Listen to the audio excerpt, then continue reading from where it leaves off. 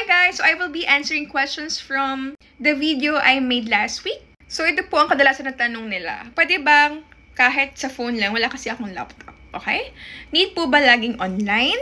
And pwede po kaya kahit wala akong laptop? Phone lang kasi to. So ang tinutukoy po nila at tinatanong po nila is tungkol po sa forex trading, if pwede nilang gamitin ang kanilang cellphone and kailangan ba lagi kang may load or kailangan ba lagi kang online? The answer po is yes, you can use your phone kasi you can download the application kasi it's compatible with iOS and Android phones. So yes, you can still trade, deposit, withdraw, and you can do all the things using your phone. Kailangan ba laging online? Nope. If you are just copy trading, ako normally nagmo-monitor lang ako ng profit ko mga weekly, monthly, ganyan. So you don't have to watch it kasi may stress ka lang. Sometimes kasi merong drawdown. So, you can just wait after a month kung nag-profit na siya or not.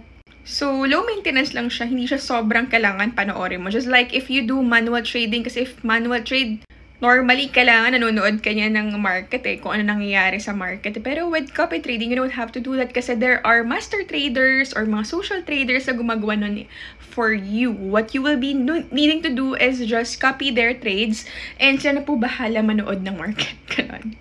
So it's like, nung high school ka lang, ganyan, hinahayaan mo ang mag-aral yung valedictorian nyo, tapos kakopyahan mo yung valedictorian nyo. Tapos yun, nakagraduate ka because kakakopya mo dun sa valedictorian mong katabi.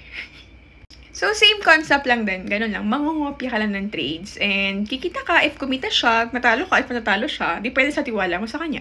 So, here guys, I'll show you. I'm using my Android phone and ito yung application. Ayan. So, makikita nyo, ito po yung itsura ng app. Ayan, Light Finance. And then, kiklik nyo lang po yan. Click nyo, wait, sorry. Back.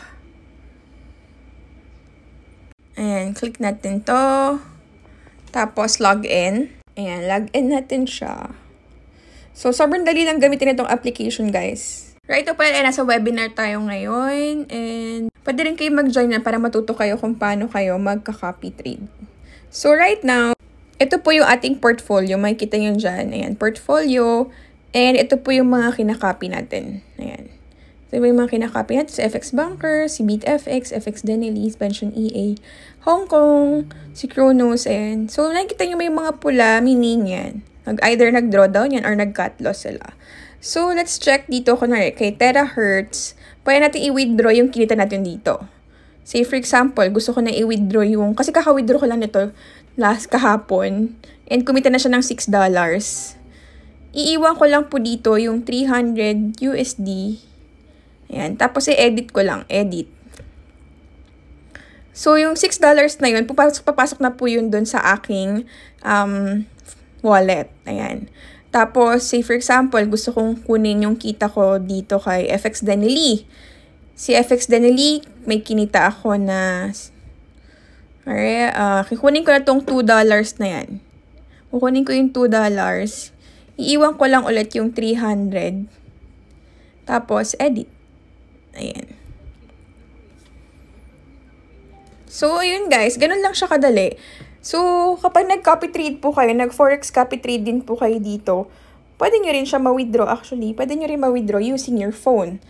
Kaya, kahit nasa ang lugar kayo, you don't need your laptop. Ayan. Itong mga naka-open na trades na yun, automatically, meron talaga mga nag-open na trades. Actually, mga trades ko to. Ayan. So, mataas ang drawdown natin.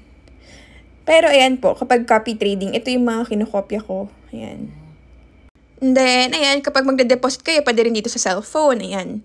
So, pwede kayong mag-deposit dyan, pwede kayong mag-withdraw, and may tayo yung history of transfers dito. So, sobrang user-friendly niya, guys. Ayan. Tapos, ito, nandito lahat ng mga trading accounts mo. Makikita mo dyan. Sino yung mga kinakopy mo. Ayan. Kung magkano na yung laman niya. Kunwari, ito yung kay Hong Kong. Naka-US dollar cent siya. So, i-move mo lang to the left yung decimal. And then, that's your actual deposit. Yan guys, diba? Sobrang dali lang. Kaya yun, compatible talaga siya guys sa Android phone. So, kahit iOS, Apple phone, Android, pwede.